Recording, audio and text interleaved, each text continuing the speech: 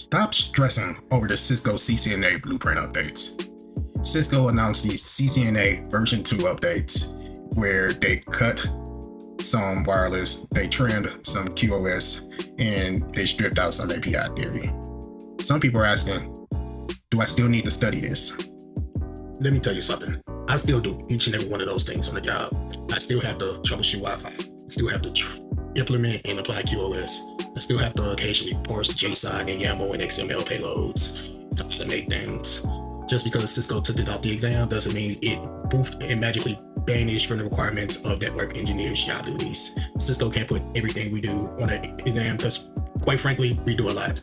And to be honest, I'm really liking this shift to more of a hands-on troubleshooting simulation type exam style. That's kind of what the questions were on the exam when I took it in before 2019, before 2020. It was a lot more simulation based, and I think the industry needs to get more to those PDQ type troubleshooting questions to validate actual chops and not just rote memorization.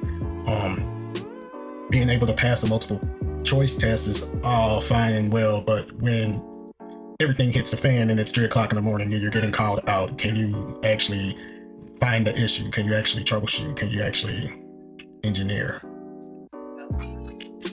And that's why I've always been pro team lab every day. And don't get me wrong, practice exams and knowing multiple choice rote memorization type things does have its place, especially when it comes to validating and making sure that you understand concepts and you can explain things and you know what the definitions of things are. Sure, fine. But they're not a replacement to actually knowing how to build, deploy, automate, manage, troubleshoot the network environment. So I'm really simulations, troubleshooting. That's the way to go. That's the way you should be studying. And let me give you my real advice in a second. Learn everything on both blueprints. Make sure you have the foundations, the fundamentals. If you don't have the building blocks at the foundation, everything builds on top of each other. So when you have a weak foundation and you're trying to master advanced, intermediate, advanced, expert concepts, and it's going to crumble because you don't know how. It's all based on the steps. It's all based on the ARP. Do you understand the ARP? Do you understand what's going on at the spanning tree? Oh, you made it to a layer 3 topology, but do you understand that most of the concepts with these overlays are just tunnels? How are you tunneling with? You're using VXLAN? VXLAN is still a layer 2 concept.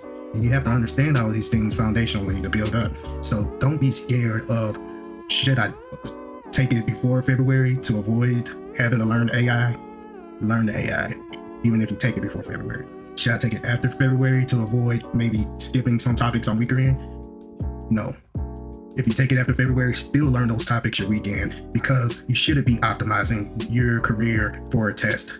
You should optimize how you study for the test for your career.